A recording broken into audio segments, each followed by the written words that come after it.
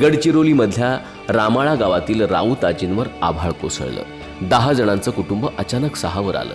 आजी आणि 5 नातवंड, मधली अख्खी पिढीच गायब झाली आणि मोलमजुरी करून 5 नातवंडांना सांभाळ करण्याची जबाबदारी राऊत आजींवर पडली। आजींच्या दोन्ही मुलांचा अपघातात मृत्यू झाला। त्यानंतर दोन्ही सुना मुलांना वाऱ्यावर सोडून निघून गेल्या। दोघींनी दुसरं लग्न केलं। हमारे रेहू ने मारा छोकरा मरी जाते हूँ ना पास नातियांना पालन पोषण करू ने रोजी पाणी करायने इने खरावू ने हूँ नाने ती मोठा करू झाली। या वयात काबाड कष्ट करून 5 नातवंड सांभाळणाऱ्या राऊत आजींची माहिती चाइल्ड लाईनचे केस वर्कर रितेश ठुमके यांना समजली आणि आजींना आधार मिळाला।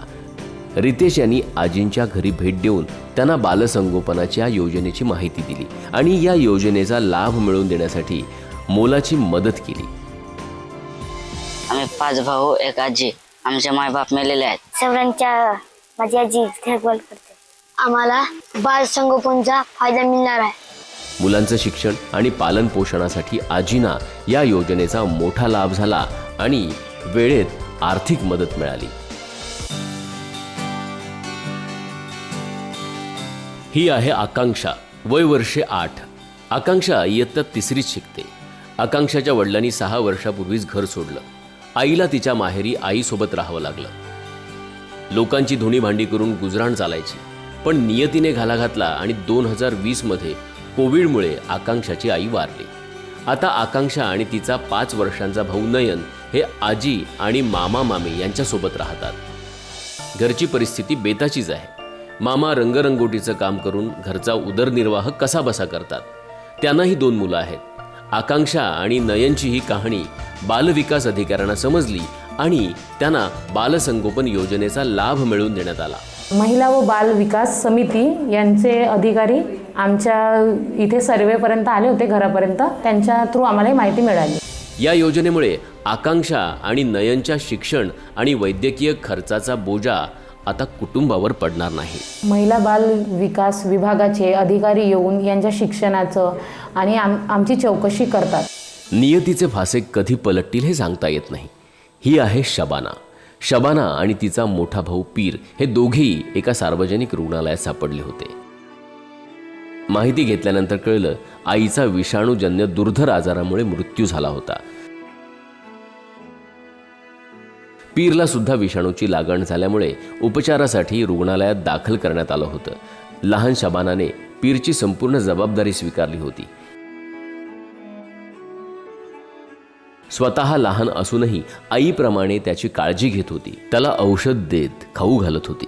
पीरची काळजी घेण्यासाठी कुणीही पुढं आलं नाही, पण बॉम्बे टीन चॅलेंजच्या कर्मचाऱ्यांनी या भावंडांची व्यथा जाणली आणि त्यांना संस्थेत आणलं। पीरची शारीरिक अवस्था खूप गंभीर होती। त्याच्यावर उपचार सुरू करण्यात आले। शबाना संस्थेत येऊन खूप खुश होती।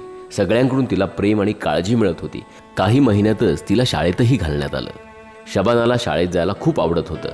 शिक्षण घेत असतानाच तिनं ध्येय ठरवलं होतं की तिला काहीतरी मोठं करायचं आहे। तिनं संस्थेच्या संस्थापकांना सांगितलं की तिला डॉक्टर व्हायचं आहे। सगळ्यांनी तिला प्रोत्साहन दिलं। 12वी नंतर शबानाने नीट परीक्षेची तयारी सुरू केली आणि परीक्षा दिली। पहिल्या प्रयत्नात तिला यश मिळालं नाही, पण तिने ध्येय सोडलं नाही। पुन्हा तयारी सुरू केली आणि यशस्वी झाली। सध्या शबाना छत्रपती संभाजीनगर येथे MBBS करते आहे। तिचं ध्येय तिनं साकार केलं। शबाना सांगते की तिचं अस्तित्व एका रुग्णालयात सुरू झालं होतं आणि तिचं स्वप्नही तिथंच साकार झालं। मुझे ये बहुत बड़ा प्रिविलेज मिला है ये एजुकेशन लेने का through CWC end also from BTC। और फिर जब MBBS में मेरा ड्रीम था एडमिशन लेने का, और ऑर्फन कोटा के थ्रू जो CWC ने इशू किया था उसके थ्रू मुझे MBBS में एडमिशन मिला and I am very happy about it. Maharashtra सरकारच्या क्रांतिज्योती सावित्रीबाई फुले बालसंगोपन योजनेअंतर्गत वयाच्या 18 वर्षे पूर्ण होईपर्यंत दर महिन्याला 2250 रुपये मुलांच्या किंवा पालकांच्या बँक खात्यात जमा केले जातात। योजनेचा लाभ मुलांना 18 वर्षे पूर्ण होईपर्यंत मिळतो। बालसंगोपन योजनेमुळे अशी अनेक कुटुंब बालके समृद्ध झाली आहेत। निराधार मुलांचं पालन पोषण, विनासयास होईल शिक्षण।